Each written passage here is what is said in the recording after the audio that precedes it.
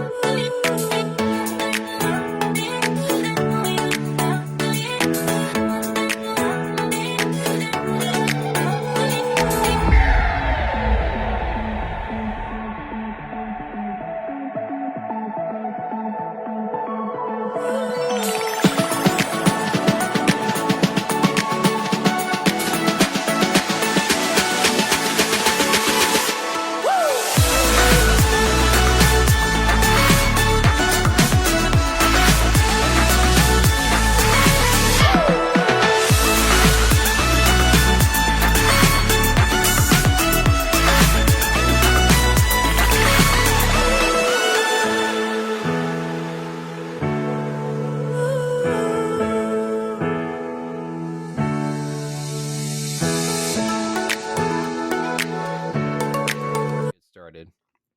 All right, so with Miami Heat and the Boston Celtics last night, I was watching the game and I was like, oh, the Celtics are gonna look like they're gonna probably win this game, and then they're up pretty good. Their Jason Tatum was having a great first quarter and all that, and then Miami slowly started coming through, and they're like, okay, here we go, we're gonna start playing some basketball here. So, they just Tyler Hero played pretty solid. That there's a bunch of nobodies on that team, and I don't want to show any disrespect, but like I was like, I don't watch enough Miami Heat basketball, even though I probably should because they're a good team. But like they're one of they're like typically the team that you don't really talk about a lot. But like I was like, who and huh? I was like, half these guys I don't even know. It's not that I like half of them. I mean, like probably like four people that I was like, who? But either way, I was like, dang, these guys can play. Or is it mainly is it the Heat system, or is it actually good players that no one else could realize that they were good players? So, like, regardless, um, I thought it was kind of interesting because like Miami, like as soon as like that first quarter ended, I thought Miami, or well, actually, it was pretty close throughout back and forth in that second quarter. But like obviously Miami turned it up in that third quarter, and that's when things really started popping off for them. And like they won on what? I don't know. They won that quarter 39-14 or something like crazy. They scored 39 points, and Boston only scored 14, which is crazy. And then Jimmy Butler had the game, had his third 30 or no, he had his third 40-point game. Shockingly enough, Jimmy Butler just gets buckets, and I'm a Bulls fan, and I'm seeing this, and I'm like, why did the Bulls trade him away? Why couldn't we make it work with him? What happened? What happened? And now, granted, it was probably more of the front office than it was him. So I'm not going to blame him for anything. I'm just going to blame the front office at that time that couldn't just keep him around and make it work. But it is what it is. I wish him nothing for the best. I still love Jimmy, and I will always root for Jimmy. So I guess with that being said, then I'm slightly rooting for the Heat then because I love Jimmy, and I love the way how he plays basketball. And I was always a big fan of his when he was on Chicago because it was always tough, and he can always just get buckets. Man just gets buckets, bro. He scored 40 points. 40 points. Now you got to think about on Boston side, they didn't have Marcus Smart or Al Horford because Al Horford was out of protocols because of COVID reasonings or something like that. We don't know how, or like not how, but like we don't know how long he's going to be out. What kind of protocols he's in. So I mean, and also you got Marcus Smart who's got a foot sprain, so we don't know how long he's going to be out for. So we'll see how that goes. And then it's just it's going to be an interesting series because if Marcus Smart or Al Horford don't play in game two, it's probably going to be Miami's going to be up probably 2-0, and then I would expect Marcus to play in game three. but we still don't real know about those two. So I'm expecting them to probably miss game 2. But like I said, I would think Marcus would probably want to try and play for game 2. But, you got to think, hey man, we can survive another game without you, but like we need you back at home when we can get a game.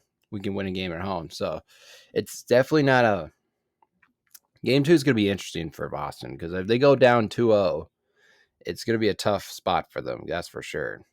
But like obviously you could obviously tie up the series at 2-2, but I feel like Miami's good enough to win a game in Boston. You know what I'm saying? So it's like it's gonna be real interesting to see how this series pulls out if Marcus Smart comes back or not. Because like if Boston doesn't get Marcus Smart back, they're definitely not winning this series. But if they do, this series is definitely going 7. So whenever Marcus Smart comes back, this series will be way more competitive and way more interesting in that sense. So because he's the defensive player of the year, and he's the backbone of your defense, and he's obviously your point guard too. So it's like he's just a key piece to that team, and every key piece they need him to succeed. So it's interesting. So I mean, so it is very interesting how this is going to work out for Boston. But on the Miami side of things, Jimmy Butler. I could keep talking about him. Bam played good. Tyler Hero did his things. Shooting the ball pretty well and all that. It's. I guess I don't know really else to say, but like, hold on. I was curious because like Miami shot the ball pretty well. Let me look at their stats here real quick as I'm pulling this up here. Let's see. Miami shot the ball. Let's see. They shot it at team stats here. They were 10 of 30 from threes, and Boston was 11 of 34. They both shot it pretty well, I guess. Miami, wow, there was a lot of fouls calls in this game because Miami went 30 of 34 from the three front line, and so did Boston went 24 of 32. So I mean, and they were pretty even on the rebounds, offensively and defensively. They were both pretty evenly.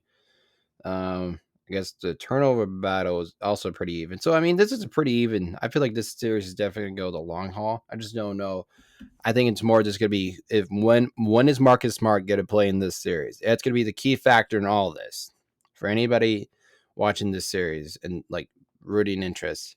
Is when is Marcus Smart, the defensive player of the year, going to come back in the series and make a difference? Like, is he going to slow down Jimmy and not let him score 40? And is like Al Horford, because Robert Williams is a solid player, but he's not going to be Al Horford. You know what I'm saying? So it's going to be kind of interesting to see how that works out because Al Horford obviously is a more pick and pop guy, but Robert Williams is more of a you set the screen and he rolls to the basket and goes for the lob. And he's a great defensive player. Don't get me wrong. I just think that Al Horford is more of a type of a player that the Boston Celtics want down the stretch where they can go 5 out instead of four out, 1 in, with Robert Williams. So it's going to be interesting to watch for sure. And like I think Bam can do just fine guarding either one because he's a talented defense player as well. So I mean, it was a good game to watch. It was a good game to watch. The series is not over yet. I wouldn't be if I was a Boston fan. I wouldn't be concerned just yet. But I would be concerned if Marcus Smart does not play in game 3. That's when I start getting concerned. Because let's say hypothetically that Miami wins game 2 and they're up 2-0, and if Marcus Smart still doesn't play in game 3, I'd start being really worried there. And I'd be like, oh, I don't know, we gotta have Marcus Smart play if we're gonna be down like 3-0. Because I think you're more likely to. You're probably not going to get Marcus Smart and Al Horford for game 2. Maybe you might get Al back for game 2, but I'm not for sure. There hasn't been reports or anything like that. The injury report hasn't updated us on Al Horford's status for game 2 yet. So we'll see how that goes. But like I said, I think this is definitely going to go long. It's going to go for the long haul, 6 or 7 at most. I don't think there's going to be like a gentleman sweep or a sweep at all. It's definitely going 6 to 7 games. So, and they're all going to be good games to watch. So let's do a quick preview of what do I expect for games for the game 1 for Dallas and Warriors. Well, I just saw a picture on social media that Luca was getting some beers with Boban, so that just means that Luca is just going to score 50 or 40 points tonight against the Warriors. He's just he was just getting beer with the boys. You know what I'm saying? There's nothing wrong with that. Nothing wrong with that at all. You know what I'm saying? He just was like, you know what? We're in the San Francisco area. Let's go. Hey, Boban, you want to go get a beer? Let's go get a beer. Why don't we? He's just living his best life. And he dominated against the Suns, which sadly enough, I was very sad for my Suns. Even though they're not my Suns, I did have a rooting interest in the Suns, but they're not my Suns. Not my Suns. I had a rooting interest in the Suns a bit. So regardless, so so regardless, I definitely think I wouldn't. You know what? I'm going to say it right now. Dallas are going to win game one. Dallas is going to win game one.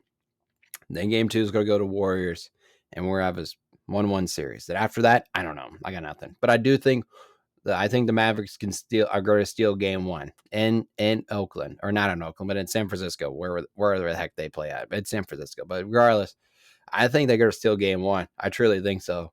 I think Luka's going to have one of those games. He's like, yeah, just give me the ball, boys. And then he's going to score let's say for argument's sake, he scores 40 points tonight, and then he dishes the ball for 11 assists and throws the ball out, keeps throwing the ball out. This Spencer Dinwiddie and Jaylen Brown for a total of they both score 20-ish points. Let's say Jaylen has 18 and Spencer Dinwiddie has another 20. So I guess that would have added up to 20. That would add up to 38.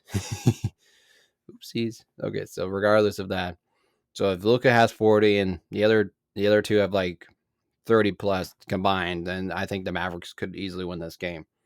On the other hand, because people have been talking about, who's going to guard Luka? Well, I mean, you could. Excuse me, my goodness, I'm so sorry. I just had lunch, so as I'm recording this, I did have lunch. So back to what I was saying, who's going to guard Luka? Well, I was listening to some of these people out there, probably just put on. First, they're going to probably put on, going to put Andrew Wiggins or Klay Thompson. Just continue put different bodies on him. Then towards the end, I think they'll probably put Draymond Green or something like that. But yeah, probably they'll probably start with Klay or Andrew, and then rotate a bunch of guys just to get different bodies on him, and then Luka's just going to take advantage of whoever's on him. So I guess I wouldn't say they're going to try and slow him down, because he'll get his buckets. So let's not be idiotic about it. He's going to get his points. We just got to slow him down to contain him to not get. If he gets more than 30, they're going to probably win the game. But if he gets less than 30, I think the Warriors would probably win this game. I would think.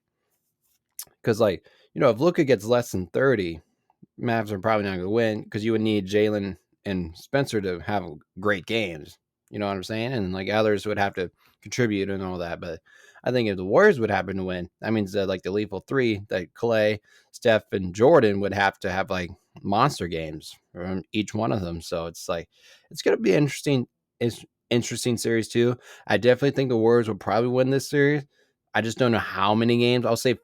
I'll probably say 6. I'll say 6. I think Dallas can win 2 games for sure. Like I said, they might win game. They might win tonight's game, but like I said, it's gonna be an interesting series to watch for sure. I'll have more about it in another episode here and another / video. So I don't remember if I mentioned this, but if you're listening to this, actually, you can actually go to my YouTube channel and watch it live, or not live, but you can watch it too. It should, by the time you're listening to this, it should be on my YouTube channel too, so you can watch me talk about this too, about the Mavericks and Warriors and Heat and Celtics and all the NBA action. So I appreciate everybody. So actually, let's wrap up the pod here, and I'm gonna stop talking for a few minutes. And so, like I said, subscribe to the pod, subscribe to my YouTube channel. I promise there'll be more content instead of just playing Wordle and Portal. I got a bunch of videos out there. There's just me playing Wordle and Portal, just a bunch of NBA guessing games. So we'll have more content on that, I promise. So videos like this, those will be on there as we speak. And then also hopefully more just just random stuff. I don't know. We'll see. Well, I'm hoping to get more content on there. I want to be more exploring with YouTube. So we'll see how that goes. So with that being said, though, I appreciate you guys listening. Like I said, subscribe to the YouTube, subscribe to the podcast. You can listen to on Apple, Spotify, Google, whatever you listen to. Subscribe. Tell your friends about it. And then also follow me on Twitter at Tweet Show on Twitter at Tweet Show. And then we do have a TikTok account. I do have a TikTok account for this for the podcast, but it's like you don't really have to follow it. It's just once I get going here enough, I have it and be like, oh, hey, they got a TikTok account. Just see what they post and stuff. So I'm hoping to do more with that. But that's just my side burner thing it's that way I just have it. But anyways, I appreciate everybody listening. Have a good day, and I'll see you guys another time. See ya.